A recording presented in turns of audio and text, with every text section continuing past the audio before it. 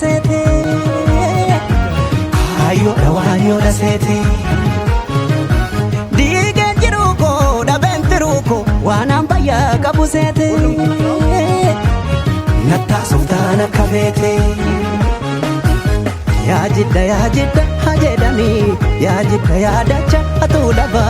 ya shagar ya dacha atulaba damadu amadu jedani ammate maltu ziragaba gullane biya bebetuba shururu jade dadabe urur sawai gara harafizu abubba wal madam fayisu intal waje warana labzu hakan korana muna magzu arriba de hararan dabsu dinne gedina koso besinalcha abba wala naka jabajinacha yeserba duranu way edanu duranu sabamni